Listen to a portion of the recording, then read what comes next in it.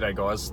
Today I visited Steve and Tracy in Rolleston. Now they had 12 solar PV panels on their roof. They'd paid $12,000 to have the system in.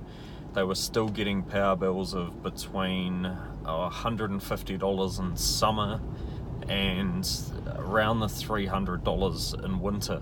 Now we quickly worked out that one was, well, the spa pool runs and heats pretty much whenever it wants on a thermostat, and then the other major factor was that they had 3 teenage kids in themselves, so we might as well call it 5 adults in the house, on a 177 litre hot water cylinder. So that hot water cylinder is going to turn on and run as soon as that water is dropped, because it's such a small hot water cylinder for a massive demand in the house on hot water. Everybody knows teenagers use a ridiculous amount of hot water, and they tend to stand in the shower for far too long. So we're looking to put our system on a timer to only run during the day, but also put the spa pool on a timer to run during the day. So they were producing, they had a 3 kilowatt system. It was doing 2 kilowatts when we were there. It was full sunshine. If the hot water heater element's 3 kilowatts and the spa pool at a guess would be around 2 kilowatts, you're talking 5 kilowatts, and you're doing 2 kilowatt on the solar PV system. So you're not producing enough to do that full load. So what we're looking at doing is putting our system on. We'll put it on a timer to run during the day, so to heat that water during the day. They may need a bit of a boost overnight, but the boost overnight will cost them 15 cents an hour to run instead of 90 cents per hour. Put it on for 2 hours at night, you're looking at obviously 30 cents instead of it being almost sort of the $2, around the $1.80, $1.80 each day. And then running that spa pool during the day as well, because the majority of the time they use the spa pools at night. So it doesn't matter if it cools down a little bit overnight. It's a large volume of water of about 1,000 litres.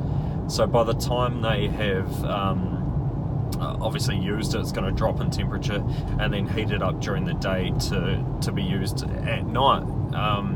That way they're going from, say, 5 kilowatts down to 2.45 kilowatts, which is almost halving the load. But we're not only halving the load, we're shifting the load. So we're shifting it from the majority of that time that those appliances are running at night, where it's the most expensive and they pay for the power from the grid, to during the day when they're generating free power.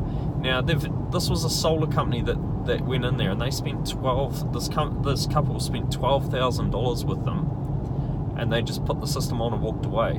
You can't just put a solar PV system on and walk away.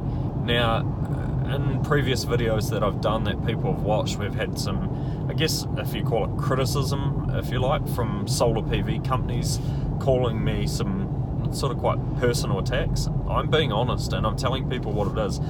I don't dislike solar PV at all. Yes, we sell a solar hot water product, but I think in conjunction with solar PV, these two items together, you're not gonna get any better, really. You're not going to LPG, which is obviously pretty terrible for the environment as far as greenhouse gases go.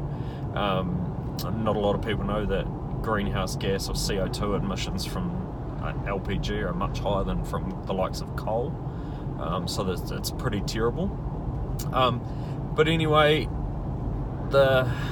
having the systems work together is the best way that you can lower your power bill.